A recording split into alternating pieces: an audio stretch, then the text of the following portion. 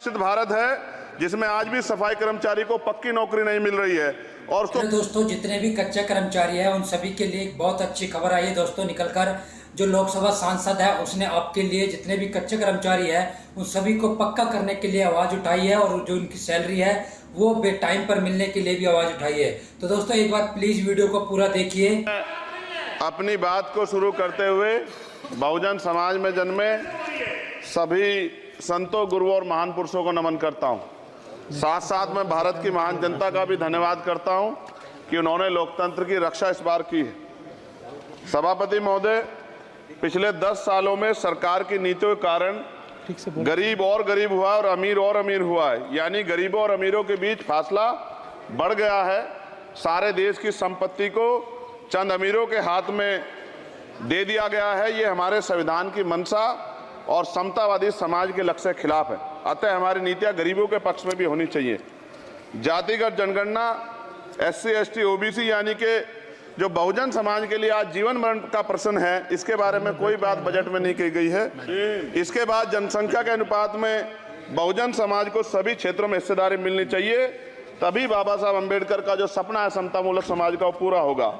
महोदय, एक ऐसा विकसित भारत है जिसमें आज भी सफाई कर्मचारी को पक्की नौकरी नहीं मिल रही है और उसको गटर में उतरने के लिए मजबूर किया जा रहा है। उनके लिए कोई अलग से बजट नहीं है। बजट बन सकता है अगर सरकार चाहे।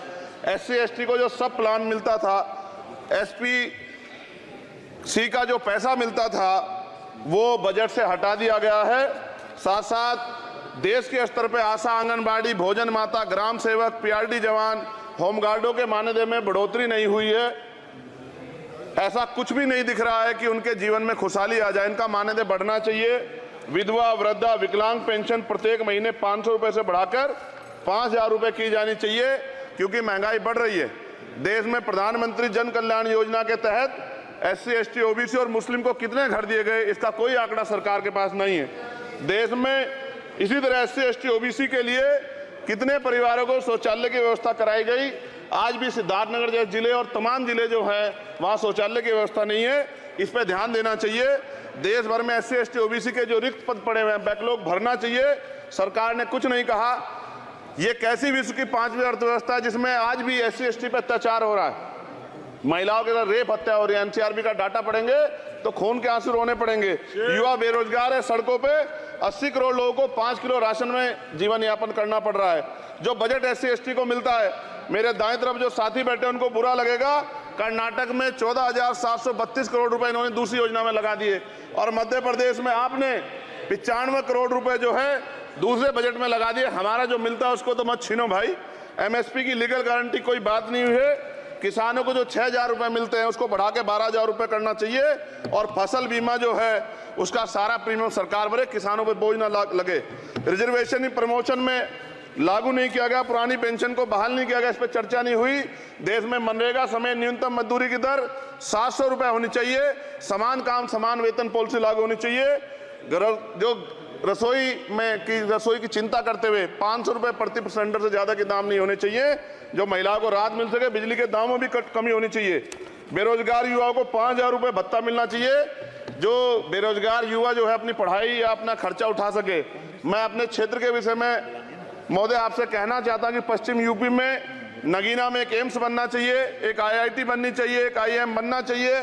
नगीना लोकसभा में उद्योग धंधे लगने चाहिए। नगीना की कताई मिल जो है उसको पुनः शुरू कराना चाहिए।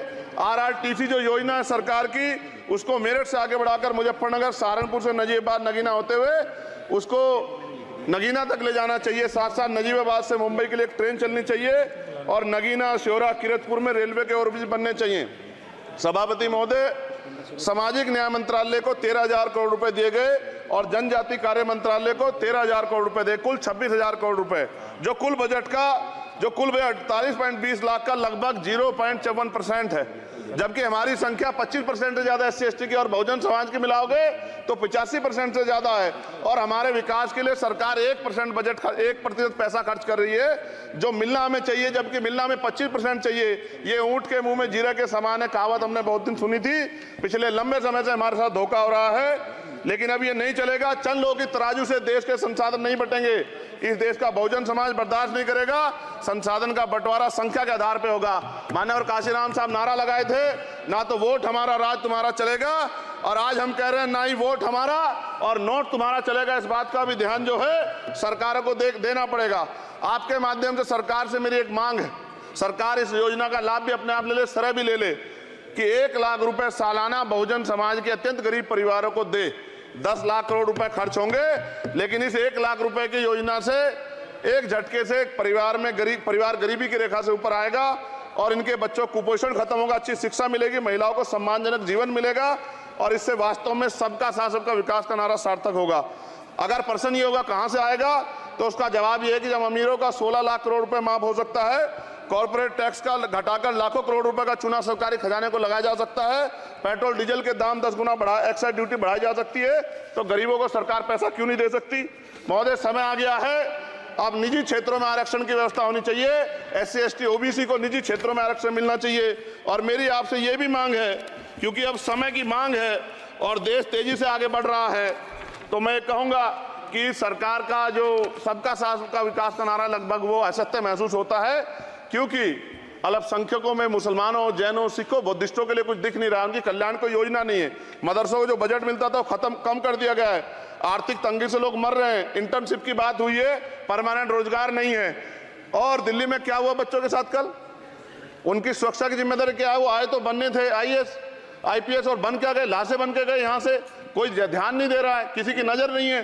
साथ साथ मैं आपसे ये भी आग्रह करूंगा कि हम ग्रामीण क्षेत्रों से आए लोग देश से बड़ा प्रेम करते हैं और हम ये महसूस करते हैं कि सरकारें हमें सुनेंगी, सरकारें हमारे बारे में सोचेंगी। लेकिन ऐसा महसूस हो जाता है आज़ादी के 75 साल बाद, और जिसको अमृत काल कहा जा रहा है, आज भी SC ST OBC के लोगों पर अत्याचार हो रहा है। अभी 2 दिन पहले गोली से उड़ा दिया गया गाजियाबाद में, और राजस्थान में गर्दन काट दी गई। ये घटनाएं देख कर डर लगता है, घर से निकलते हुए भी कि आने घर वापस लौटेंगे नहीं लौटेंगे।